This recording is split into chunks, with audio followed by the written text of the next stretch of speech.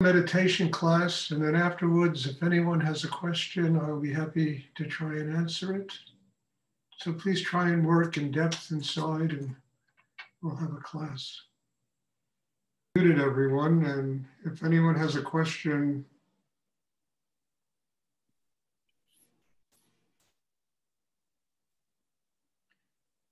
please try and sit still until the class is really completely over.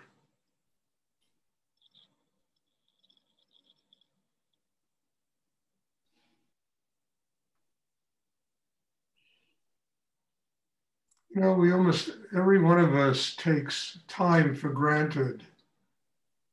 You know, and we think that somehow, we exist here for an eternity. And time is a very precious commodity. It's a very precious item in the life of each and every human being. We're allotted a certain amount of time. You know, it could be 50 years, 20 years, 70 years, 100 years in this body. And in that time, it depends entirely upon the conscious effort we make to build inside ourselves a connection with God, a spiritual life, because that's basically why we're born on the earth, is to learn how to transform the difficulty, the suffering into a spiritual life. And we take time for granted, we really do. We assume that somehow, in most people, they assume they're going to be here forever. And they're not, one thing I always tell people, I can guarantee everybody gets older. And it just simply depends upon what you do with your time between now and then. And I don't mean being fanatical, but I mean certainly making a sincere commitment to a spiritual life. And, just even a sincere commitment to this method of having a spiritual life, it means attending class. It means sitting down maybe a half hour a day and working on yourself and really making that commitment to do it. Because otherwise, time just kind of ticks along and we take it for granted, and eventually, everybody gets older, And the interesting thing is, if you commit to a spiritual life, your body gets older, but your inner life gets younger. Your capacity to do in life grows. The vitality inside yourself grows. The body gets older. What can we do? Material things, they're born, they live, they die. But the spirit, the soul of a human being is something that's connected to what's infinite in the universe. And we as human beings are here to develop a chakra system that enables us to connect our soul with what's infinite and to develop in ourselves a higher consciousness. And that's not just about meditation, but it's about everything we do, the food we eat, the people we spend time with, clothing we wear, the cars we drive, whatever it is, we do it with consciousness. And that's how the meditation spills over into everyday life. There was a very great poet named William Blake who lived in I think it was the early 19th century. And one of his lines was, everything that lives is holy. And if everything that lives is holy, we can't take anything in life for granted. It's all sacred. It's God's domain. We live in a sacred place. And that makes sense to me. And I certainly try to live that way. And, you can't succeed all the time, but it's really a good goal to live as a member of this holy community, called life. Everything that lives is holy.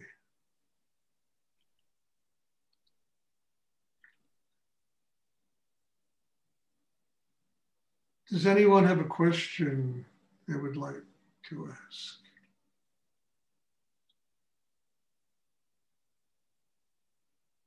Stuart, Jikor, what role does intelligence play, if anything? What is intelligence? What role does intelligence play? What's it for? Well, look, there's two types of intelligence. One is kind of IQ intelligence, the ability to use the mind to work out rational situations, to use the mind to figure things out. That's one level of intelligence. And that's an important level of intelligence because when we work, we do things, we need that intelligence, because most people don't understand the other intelligence. The other intelligence is when the mind is quiet, the chakra system is working properly, and spiritual energy flows through us. And it brings an intelligence that truly has a different kind of logic. It's a logic of something that is infinite in the universe. And it's that level of energy that gives us a kind of wisdom to live with, profounder knowledge to live with, a deeper understanding of life, the ability to see what's real in life, what's an illusion. And that kind of intelligence truly guides people to a state of enlightenment. But in order to receive that intelligence, we have to be open inside. The universe is waiting for us to open up. That's all. And all of that intelligence, it comes. It's like the Hallelujah chorus in Handel's Messiah. It's an explosion of energy that flows through us. And the other intelligence, that the rational mind, we need that also, but we can't substitute that for spiritual life or for that higher intelligence, which is our connection with what's infinite in the universe. And most people substitute that, for that other kind of intelligence, because the other kind of intelligence is an intangible thing. It just is something you experience and you live with, and it's completely intangible. You'll never understand it, and yet it just works. It works in such a miraculous way that one ultimately really trusts that more than anything. And then if you have to go to your computer and figure out all these, logons or whatever, you need your basic intellectual intelligence, the rational mind. You need that. But don't ever substitute rational mind for higher intelligence. They both work. They're both important in getting through life.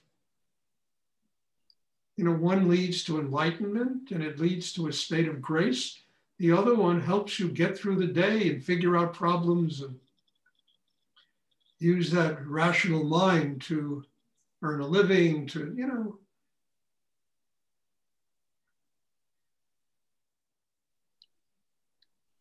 So I think they both are important, but,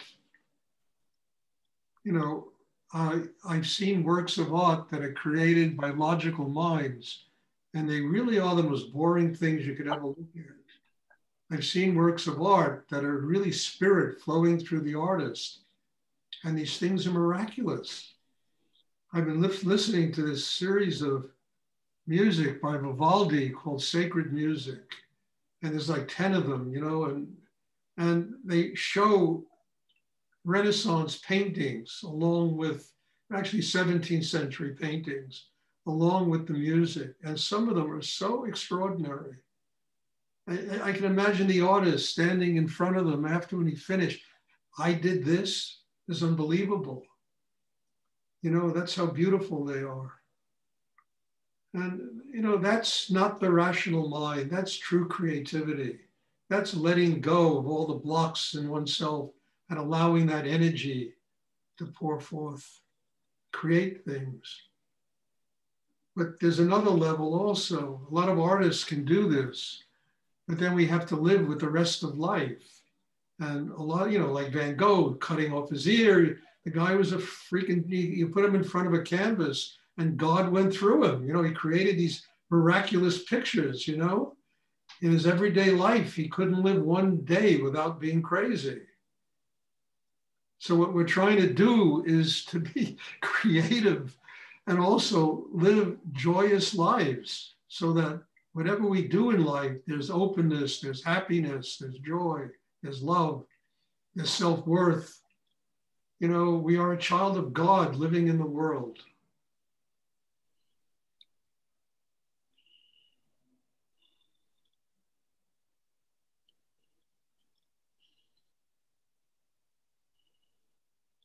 Does anyone have a question they would like to ask? Anyone else?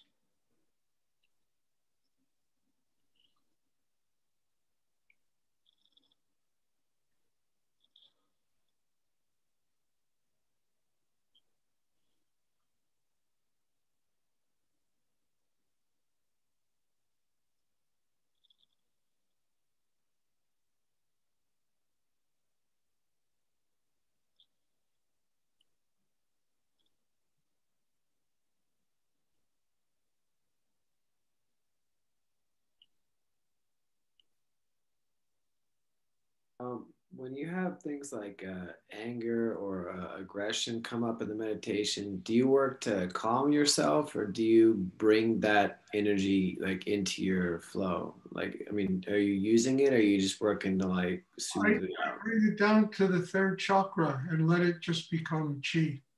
That's what I've learned how to do. And that energy is just powerful energy, but you can use it. Anger is the same thing. If you master your inner light, then you can draw it down and it becomes chi, it becomes harmony, balance, rootedness.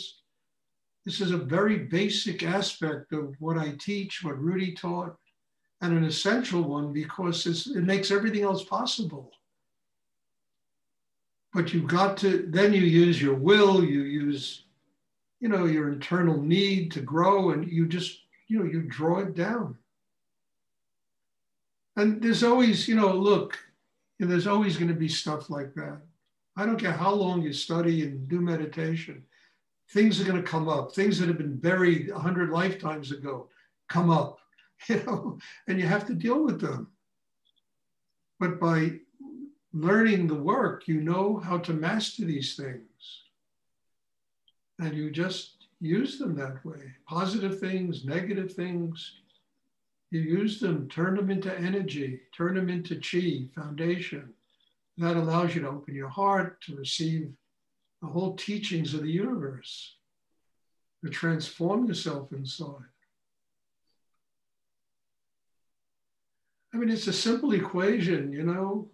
I really mean it. It's, you know,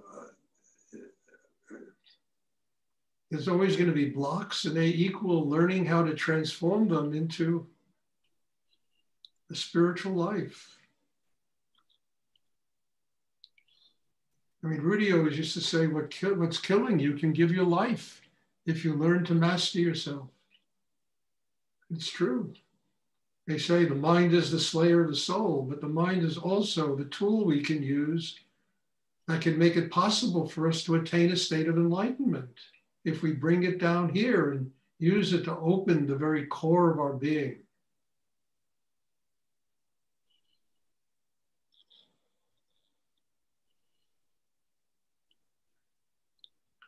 I mean, I repeat this so much, I almost sound like a broken record, you know, but I think this basic fundamental aspect of what I teach is such an important thing to learn. And I think that once you learn that, all the rest of it really just takes place. It all just comes. Once you get your energy down there and your attention down there, do you just let go and let it absorb on its own, or are you trying to like absorb it in? Or? No, you just keep your attention there, and the chakra will open, and the chakra will absorb the energy. Because the chakra is not like, you know, it's endless. It's, you know, it can really open as much as you allow it to open, and as much energy as you can absorb into it. And the best thing to do is just completely relax. Relax. Don't ever try to force chakras to get open. It doesn't work. It just gets tighter. You relax, you bring your attention there, the mind will open that chakra, and then you just do the breathing. And the breath will go into the chakra and expand it. You open the heart. All you need is gratitude. You don't need to force the heart chakra to open. All you have to feel is gratitude. Opens the heart. Then you breathe into the heart, expands the heart. Excuse me. And the deeper you relax inside, the more possible this whole thing is to open. You can't make it happen. You gotta just kind of let it happen, you know, by just using the instruments that we have, the mind, the breath, the will, the need to grow, and using them to develop a system inside that enables you to do what I'm talking about. Thank you. No, you're welcome. And, you know, and look, I know this is not easy, you know, and this is almost reversing everything we've been taught from the day we're born. We're taught to be up here and to figure everything out and to, you know, but it's, I mean, it's truly a miracle if one learns it. It really is. It transforms your life. And above everything else, it allows you to have a spiritual life. And I'm not teaching this because I manufactured this, you know. I mean, I had the greatest teacher, probably the 20th century, that I spent 6 years with, you know, in this deep and profound teacher-student relationship I had with Rudy. And he pounded this into me. He really made sure I learned this. So I'm not making all this up. I got training. You know, it was an amazing relationship I had with him. And over those years, he just pounded this into me. He made sure I learned this. And then it took years to develop it. Learning it wasn't enough. It took years to develop it and allow it to become living experience. And then I'm trying to pass this on to all of you because it's really a miracle, you know? It's a miracle when one masters this.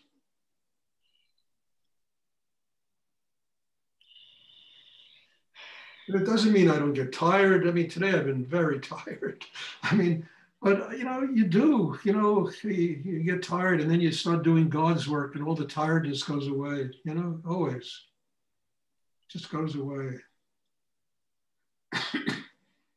And with all this coronavirus madness going on, and you know, it's a hard time to be living in the world, but it's almost forcing us to become like monks living in caves, you know? And the best thing we can do is learn how to go inside ourselves. It's the only freedom. It's the only way. It's, you know, it works. And this whole thing that's going on, you know, in the world today, it's telling us, you know, you got to go inside. It's another great teacher, this thing, you know, I mean it. Because we have no choice. We can't, you know, you can't go out and party, you know, you can't do anything really. You have to internalize your energy and grow and use it to get closer to God, you know. And this has been good for me because I was never very good at being a monk, you know, it never worked for me. You know.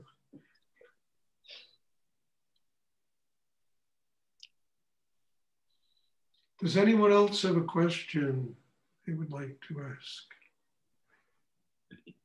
I guess the question that I have is just to get a sense of the catalyst from, you know, doing the work, being in the meditation, and then actually embodying it, actually being in the experience of it switching over. Because I heard, you know, learning it and practicing it on, in a very significant way, yet there's still something that Well, it's you know, listen, Wendy, all I can tell you is have patience with yourself, grow inside, you know, really develop all the things I talk about, and this will organically happen. It'll just organically happen. You can't make this happen. You have to grow to the point where it just, your life becomes a living expression of spirit, and it just happens. But you've got to have a lot of patience with yourself, and you have to do the inner work, and allow yourself to evolve and grow inside. And then what you ask just takes place. You know, it's not something I can outline on a blackboard and say, look, you'll get your degree in, 6 months and you're going to be living. It doesn't work that way. It works. And you don't even know when it happens. One day you're just living that way. I mean this. And, I always say enlightened people don't know they're enlightened. Anyone who tells you they're enlightened, just go in the opposite direction. Enlightened people just live that way. They don't know they're enlightened. They just live that way. It's an organic thing. They are a child of God living in the world. And it just happens. So you have to have patience and you have to do your inner work, and it just takes place. And I think that's a very incredibly good way to approach this, because then you don't say, well, if I don't get this in 6 months or 3 months, what's the point? The point is you grow, you grow, you grow. And one day you're just living that way.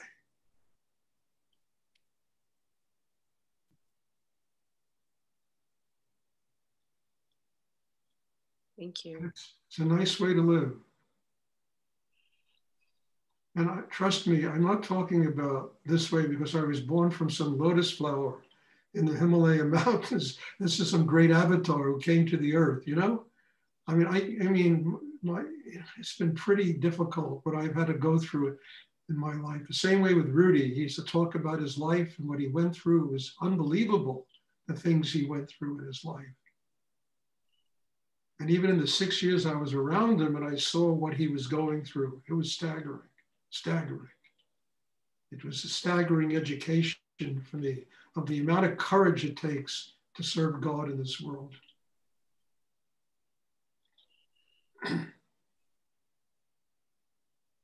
And yet I loved it because he did it with a sense of humor.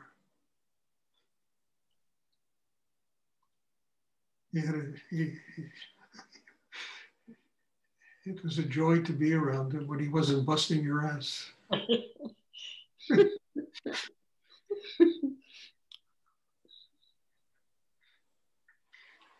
Does anyone else have a question they would like to ask?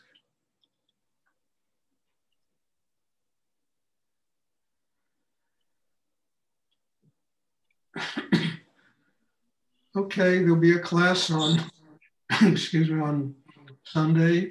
I hope to see you all there, and let this thing just grow. And it's wonderful. The energy is so sweet and so nice. And I'm sitting here in front of a computer and it completely staggers me how sweet and beautiful this energy is of these classes. And I'm very grateful to share this with you and to be part of this with you. Thank you, Stuart, profoundly for your service and what you said about this time with being monks in a cave.